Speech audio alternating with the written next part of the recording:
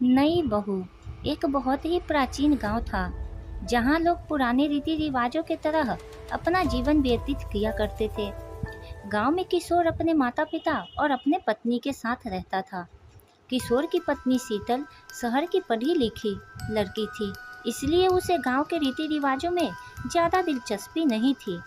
फिर भी उसे परंपराओं के अनुसार गांव के लोगों के सामने सर ढककर रहना पड़ता था। कुछ दिनों तक तो शीतल ने बड़े बुजुर्गों की मर्यादा रखते हुए यह बर्दाश्त किया, लेकिन जब उसे लगातार पर्दों में रहने से घुटन होने लगती है, तो उसने अपने पति किशोर से शहर जाने की बात कही। किशोर गांव में ही पला बड़ा था, इसलिए उसे शहर जाने में कोई रुचि नहीं थी। उसने अपनी पत्नी को समझाते हुए कहा, यहाँ हमारा पूरा परिवार है और हम इसे छोड़कर नहीं जा सकते। तुम्हें यहाँ रहने में क्या परेशानी है? शीतल ने किशोर से खुलकर अपने दिल की बात कह दी। बस फिर क्या था, वह अपनी पत्नी से नाराज हो गया और जोर जोर से चिल्लाने लगा।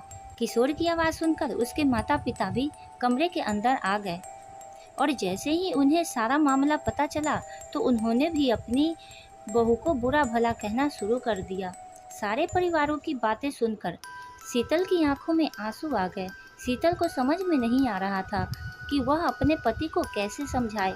इस घटना के कुछ महीने गुजर जाने के बाद एक दिन शीतल सुबह होते ही बिना किसी से कुछ कहे घर से निकल जाती है।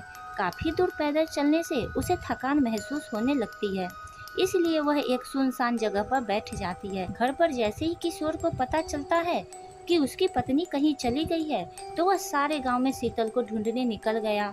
किशोर गांव के चारों तरफ जोर जोर से आवाज लगाते हुए अपनी पत्नी को खोज रहा था। जब वह कहीं दिखाई नहीं दी तो सभी की चिंताएं बढ़ने लगती है। लेकिन इसी बीच एक बुजुर्ग व्यक्ति गांव वाले से आकर बताता है कि इस गांव के एक महिला रास्ते में एक सुनसान जगह पर अकेली बैठी है। यह बात सुनते ही किशोर तुरंत उसी तरफ दौड़ लगा देता है। किशोर को भागता देख गांव के लोग भी उसके पीछे पीछे भागने लगते हैं। जैसे ही किशोर शीतल के नजदीक पहुंचा, उसे देखते ही उसके होश उड़ गए, क्योंकि शीतल अपने बिखरे बालों के साथ मिट्टी से खेल रही थी। शीतल को ऐसी स्थिति में देखकर गांव वाले को लगा, जरूर यह कोई भूत प्रेत का मामला है जो शीतल के पीछे पड़ गई है।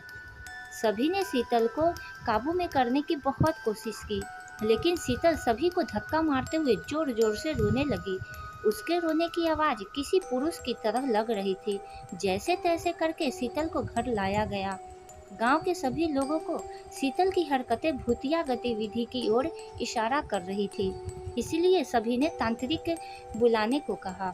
किशोर ने अपने कुछ रिश्तेदारों की सलाह से एक जाने माने तांत्रिक को बुलाया। तांत्रिक ने आते ही चारों तरफ एक घेरा बनाया और खतरे से बचने के लिए सभी को उस घेरे के अंदर रहने को कहा और शीतल के कमरे में अकेले ही चला गया। अंदर पहुंचते ही उसने शीतल को चेतावनी देते हुए कहा, साफ साफ बता दो, यह नाटक क्यों कर रही हो, नहीं तो तुम्हें बहुत तकलीफ होगी। शीतल तांत्रिक को देखते ही आक्रामक होने लगी।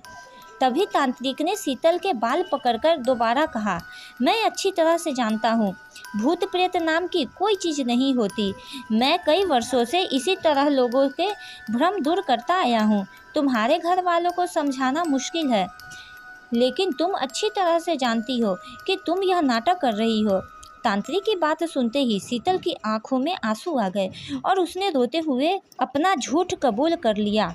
शीतल ने तांत्रिक को बताया कि वह शहर की पढ़ी लिखी लड़की है, उसे ज़्यादा बंधनों में रहना पसंद नहीं।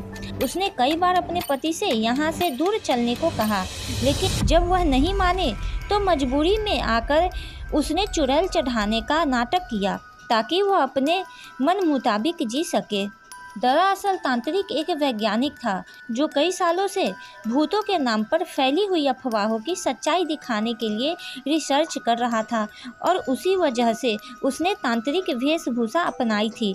उसने शीतल को सबके सामने चुड़ैल की हकीकत बताते हुए माफ़ी मांगने को कहा। जैसे ही गांव वाले को पता चला कि शीतल अपने परिवार के सामने सिर ढकने से बचने के लिए चुड़ैल का ड्रामा कर रही थी, तो उन्हें आज से पहले गाँव में हुई सभी भूतिया घटनाओं पर संदेह होने लगा। तांत्रिक के समझाने पर शीतल के घर वालों ने उसे अपने पति के साथ शहर जाने की इजाज़त दे दी। तांत्रिक की वैज्ञानिक सोच ने लोगों में भूतों के प्रति फैले अंधविश्वास को गहरी चोट दी थी, लेकिन यह तो सिर्फ एक शुरुआत थी और इसी के साथ यह कहानी ख़त्म हो जाती है। अगर आपको यह कहानी अच्छी लगे तो मेरे चैनल को सब्सक्राइब कीजिए। जय शिव शक्ति।